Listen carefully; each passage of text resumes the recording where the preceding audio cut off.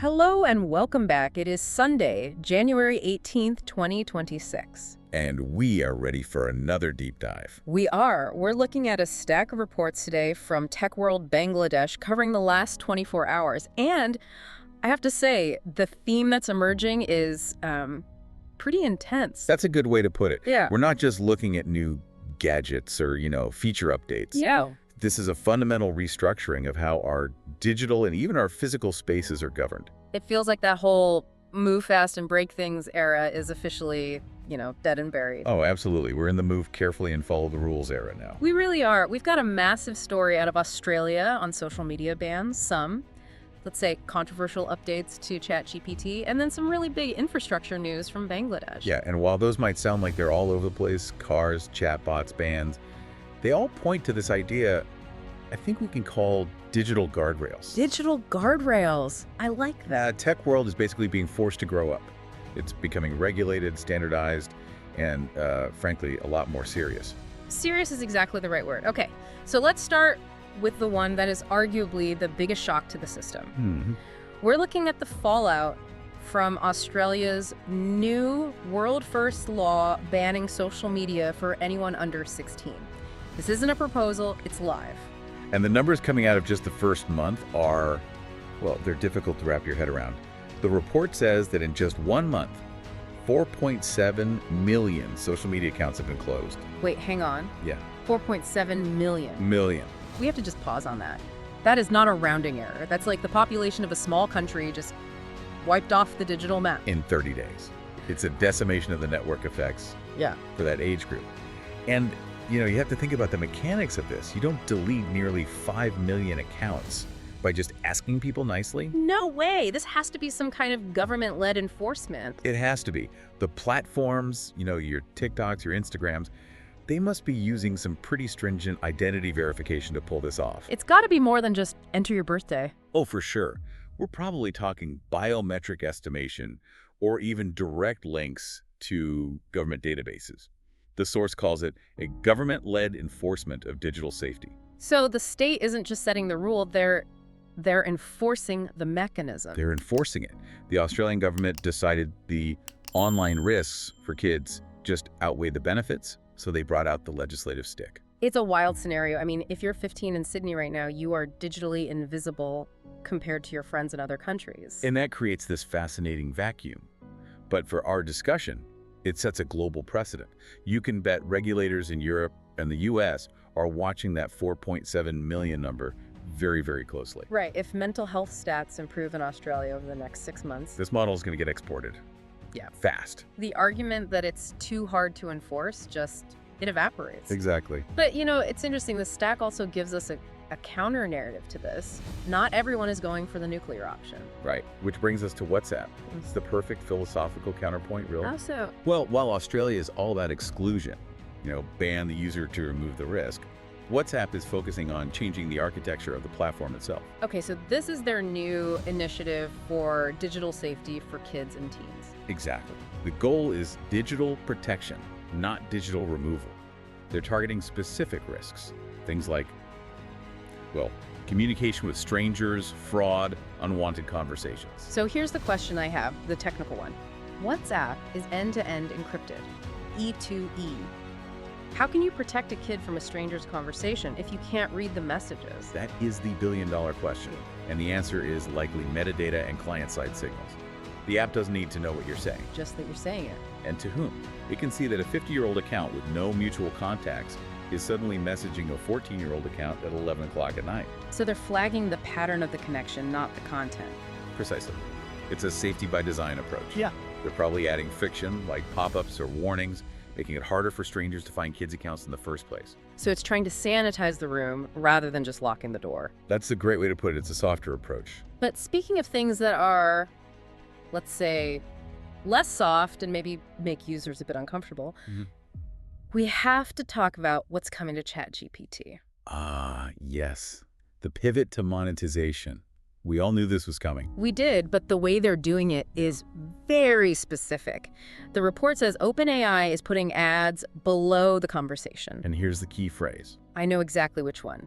They're targeted based on the context of the ongoing conversation. And this is just It's the economic reality of these large language models finally crashing into user expectations. Right. Inference is expensive. Every single time you ask it to do something, it costs real money in compute power. Subscriptions clearly aren't enough. So they're turning to the oldest business model on the web, ads. Yep. But hold on, there's a world of difference between a search ad and this, A right? huge difference. When I Google running shoes, I mean, I fully expect to see an ad for Nike. bet. It's transaction. It's part of the deal. But if I'm having a real back and forth with an AI, maybe asking for career advice or just venting about a stressful day, that feels relational. This feels invasive. You've hit it exactly. An LLM simulates intimacy. It builds a kind of pseudo-relationship. When you stick an ad in there, it breaks the spell. It's a reminder that you're not talking to a confidant. You're generating metadata for a billboard. Exactly. And the placement below the conversation is interesting. It's not a pop-up, sure, but it means the ad is like the footer to your train of thought. If I'm asking for a lasagna recipe and see an ad for pasta sauce, okay, fine. But what if I'm asking about medical symptoms Oof, yeah? or legal advice? That's where the context targeting gets really murky. If you ask about insomnia, do you get ads for sleeping pills? It shifts the AI from an unbiased tool to a commercially motivated one. Does it start steering conversations toward topics with higher ad rates? That's the question you have to ask. It's a cynical question, but a necessary one. It fundamentally changes how you use it. I think people will become more guarded. Yeah, you'd stop treating it like a smart assistant and start treating it like, well, a listening device. It's the commoditization of the prompt. Yeah. Your curiosity is now the product. This is the end of the free research preview era of AI. Which brings us right back to our theme of guardrails and standardization. We see it with the social media bans, we see it with the AI monetization. And now I want to shift to the updates from Bangladesh because they show this happening with actual infrastructure. This is a crucial piece of the puzzle. Yeah. We focus so much on Western tech giants, but seeing how these trends play out in a market like Bangladesh gives us a much better view of global adoption. So we have two stories here, one about the upcoming election and one about cars. Right. Let's start with the election. The 13th National Parliamentary Election and Referendum 2026 is coming up. And the report says the National Helpline 333 is being prepared to provide information services for it. And 333 is a critical piece of civic tech in Bangladesh. So gearing it up for the election is all about making sure information is, and I'm quoting the source, reliable, timely, and accessible. Reliable is the key word there, isn't it? In an age of deepfakes and misinformation. Absolutely. Having a single government-verified source for information is basically a digital guardrail for democracy itself. It's about information sovereignty. Instead of letting people drown in a sea of unverified Facebook posts about where to vote, you create one simple, dedicated channel.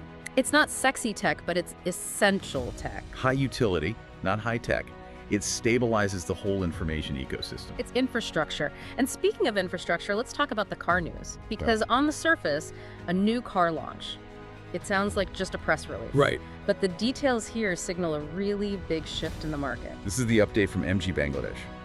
So yesterday, January 17th, they unveiled a new hybrid SUV series. But the real story isn't the car itself. It's the spec sheet. The report mentions the arrival of all countries' market specs in the local market. For anyone who doesn't follow the auto industry in South Asia, can you explain why that phrase is so important? Of course. So historically, developing markets often got older technology. You get the regional spec. Which meant older engines, fewer safety features. Exactly. You'd buy a new 2026 car, but under the hood, it was basically 2018 tech. I see.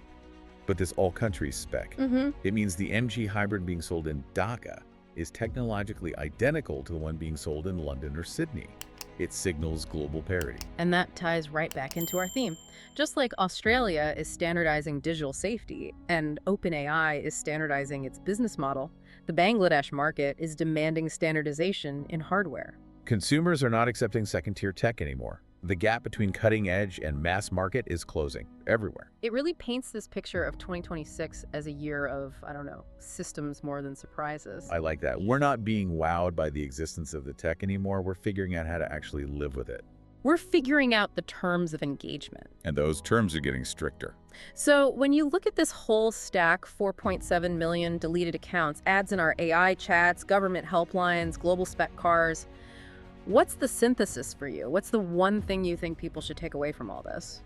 I think the synthesis is that the Wild West days are over for everyone.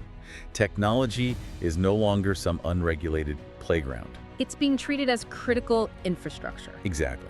Which means it's subject to the same forces as, say, banking or utilities. Governments are asserting control over who can use it, like in Australia.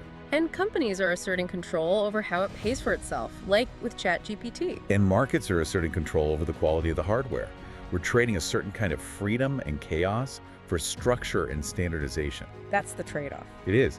And it leads to a question that I think is going to define the rest of this year, maybe the rest of this decade. Okay, I'm listening. Lay it on us. So we talked about OpenAI analyzing our context to serve us ads. We talked about the Australian government analyzing age data to delete accounts. In both cases, the user is being monitored, categorized, and, well, managed by a higher power. Right. Where are the data points in the system? So the question is this: if our conversations are being read for context to show us ads, and governments are stepping in to delete our accounts for safety, how much ownership do we actually have over our digital presence in 2026?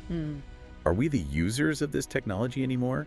Or have we just become, I don't know, supervised inventory in a system we don't control? Supervised inventory. Wow. That's a haunting phrase. It's a cynical view, maybe, but when you look at 4.7 million deletions and context-based ads, it's hard to argue we're the ones in the driver's seat. That is something I am definitely going to be thinking about every time I pick up my phone today. Are we the driver, or are we just part of the traffic? Just remember to check the specs. Ideally, all country specs. Thank you for tuning in to this deep dive. It's a complex world out there, but hopefully we helped you find the signal in the noise. We'll be back with another stack soon. Until then, take care.